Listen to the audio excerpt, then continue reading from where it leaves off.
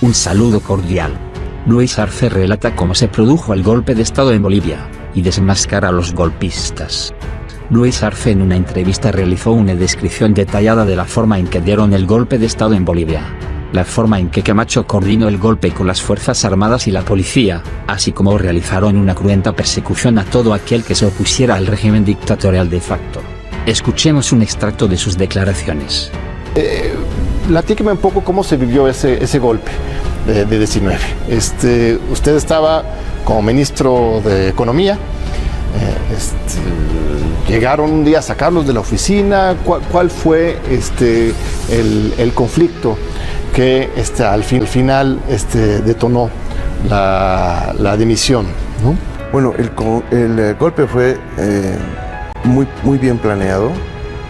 Había un manual que tenían que seguir ellos, pero sobre eso han habido varias características, ¿no? Particularmente de joven, yo había resistido el golpe en Bolivia del año 79. Y luego el año 80 de García Mesa, también lo había resistido como joven universitario y socialista en esas veces, porque por lo tanto sabía lo que era un golpe, pero este es un golpe diferente al que teníamos en mente todos, el golpe clásico, sacar militares, se levantan las unidades militares, toman las instituciones, entran a Palacio de Gobierno, en fin, todo ello, ¿no? Que lo hemos vivido en esa época, pero esta vez no fue así.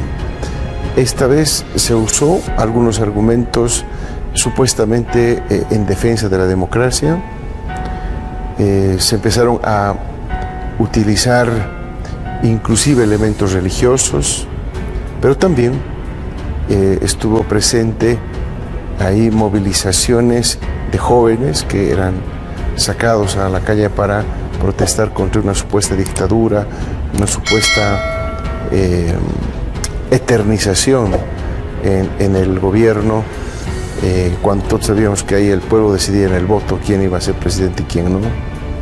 Pero de todas maneras ya había un juego psicológico. Luego empezaron a utilizar aún más el tema psicológico, esto es con las autoridades ya.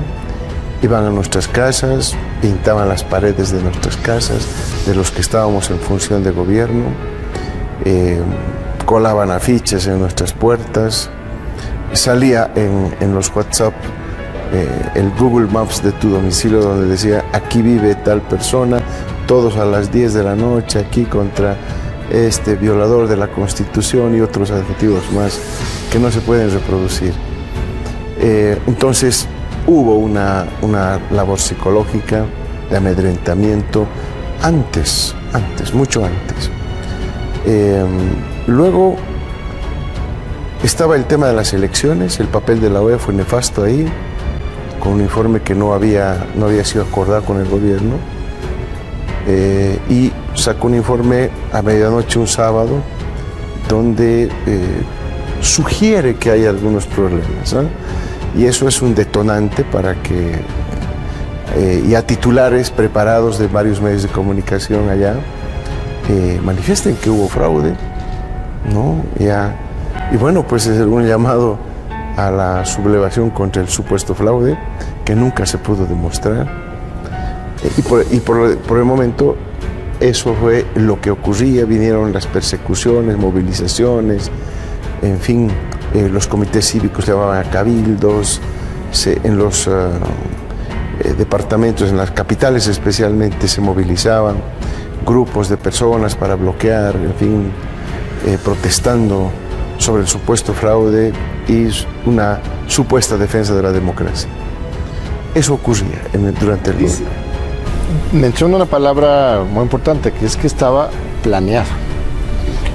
¿Tiene usted la impresión de que fueron varios meses, incluso años, antes que estaban preparando diferentes sectores para montarse en el evento electoral para sacarlos? Entonces no fue un surgimiento espontáneo del día de la elección. No creo que años, pero sí meses de planeamiento. ¿De parte de los Estados Unidos o eso los es oligarcas locales, los militares, o por dónde venía esa...? Bueno, eso es una investigación que hay que hacer, por supuesto. Hay muchas hipótesis que uno puede lanzar, pero hay que estar aquí con mucha seriedad para poder determinar quiénes son los que están detrás. Lo cierto es que hay caras visibles en el golpe de Estado.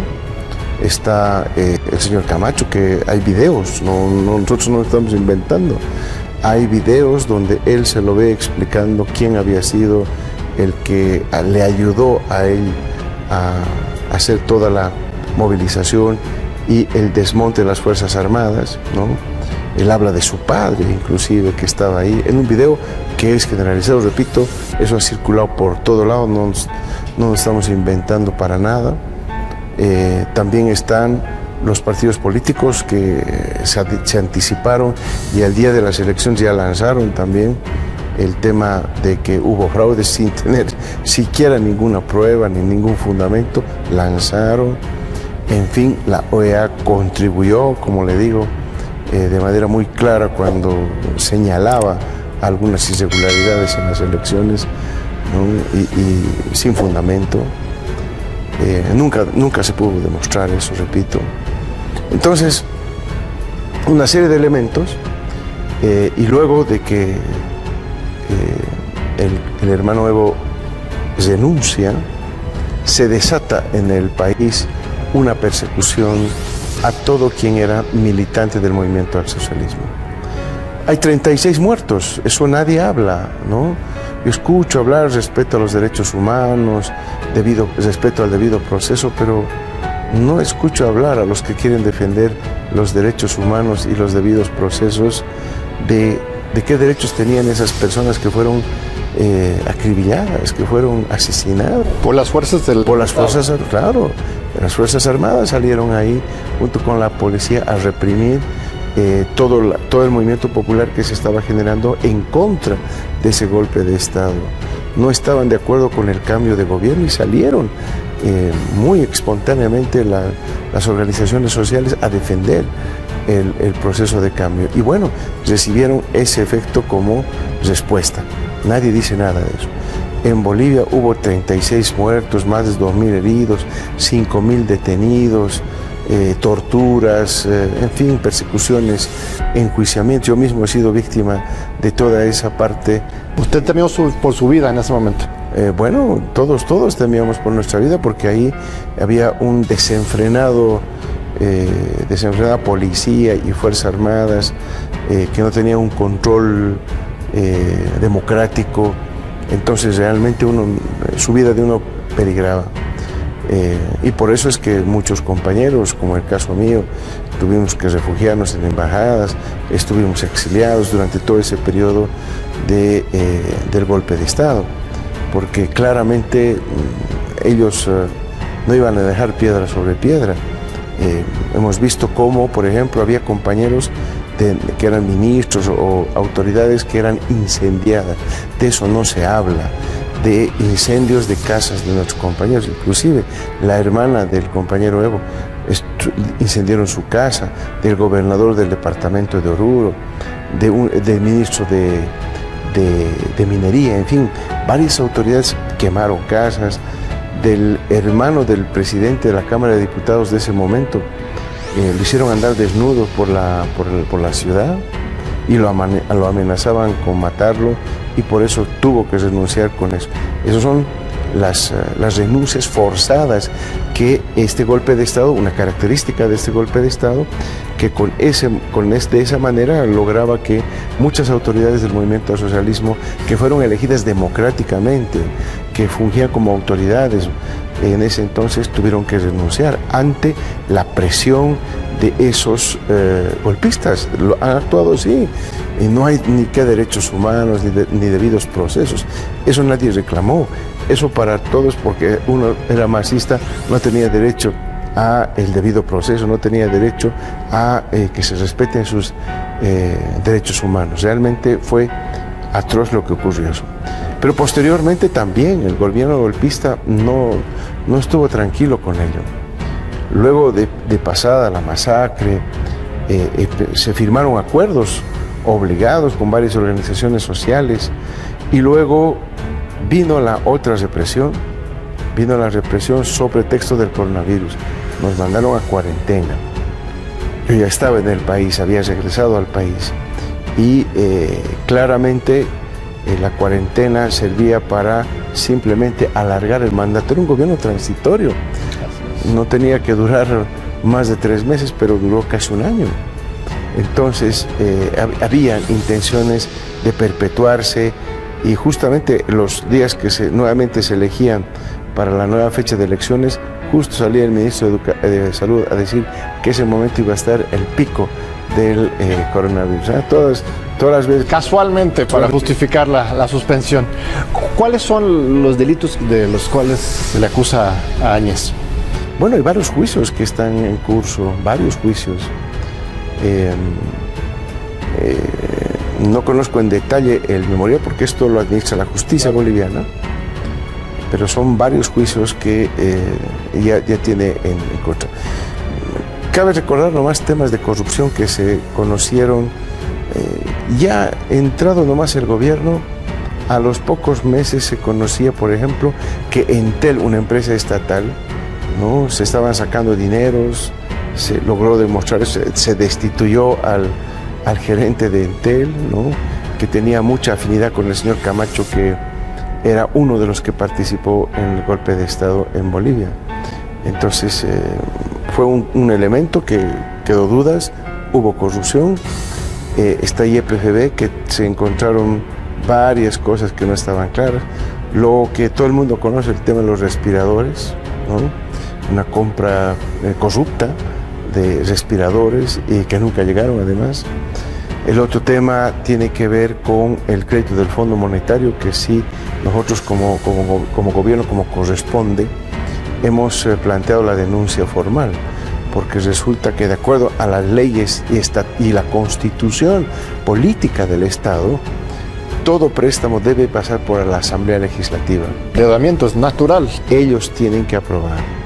Pero resulta que la señora Áñez se endeudó con el Fondo Monetario Internacional, recibió los dineros, pero nunca había informado de eso a la Asamblea. La Asamblea desconocía que había ese crédito y cuando quisieron ya arreglar la situación ya era demasiado tarde, porque todos se habían enterado ya de que ocurrió ya el desembolso hacia el país, ya los dineros ya habían entrado a Bolivia. En fin, hay una serie de irregularidades por las cuales nosotros como gobierno, por supuesto, no podemos dejar de denunciarlo, para que las autoridades efectúen las investigaciones correspondientes y sean ellas, el órgano judicial, el que en definitiva juzgue a la señora Áñez. No es venganza ni desquite, es justicia, rendición de cuentas. Nosotros lo hemos dicho en reiteradas oportunidades. Cuando yo estaba en campaña recorrí los 9 departamentos. Había mucho dolor, había mucho abuso del gobierno. Habían casos que me contaban que eran patéticos, que se acercaba durante la campaña gente a llorar a mi lado porque decía que entraban encapuchados a sus domicilios, a amenazarlos, a amedrentarlos, rompían vidrios de hoteles que eran de un masista, solo por ser masista. Ese tipo de amedrentamiento se tenía durante el gobierno de facto. Y nadie decía nada. Ahí no hay derechos humanos, ahí no hay debido proceso. Tuvimos compañeras que estuvieron encarceladas por ser masistas, por solo tener un trámite del compañero Evo, por ejemplo, a la cárcel, y no hay derechos humanos. Hubieron compañeros que perdieron su bebé estando encarceladas por trabajos forzados que les hacían hacer. Habían compañeras que estaban muy delicadas de salud, los llevaban a un hospital, pero las encadenaban a la cama del hospital. Sí, les encadenaban, salieron las redes, las fotografías de compañeras que estuvieron ahí. O sea, ese tipo de cosas se han cometido en Bolivia. Una barbaridad. Yo recibía el mandato del pueblo boliviano de recuperar la patria y de que se haga justicia. A nosotros no nos mueve ni el odio ni el afán de venganza. Es justicia. Alguien instruyó asesinar a 36 personas. Estamos hablando de 36 personas. Yo creo que la vida de una persona es sumamente valiosa como para que alguien instruya, ¿verdad?, de alguna manera que se dispare contra él. No, el pueblo que quiere es encontrar a los responsables, quiere justicia y el gobierno boliviano, por supuesto, va a apoyar. Lo dijimos en la campaña, que vamos a hacer justicia. Nosotros vamos a hacer todo lo que sea necesario para demostrar la culpabilidad en todos los casos de corrupción que he mencionado, pero también vamos a ser fieles seguidores de todo este proceso para que se cumpla justicia, para que haya justicia en el país. Eso es todo, amigos. Manténganse informados.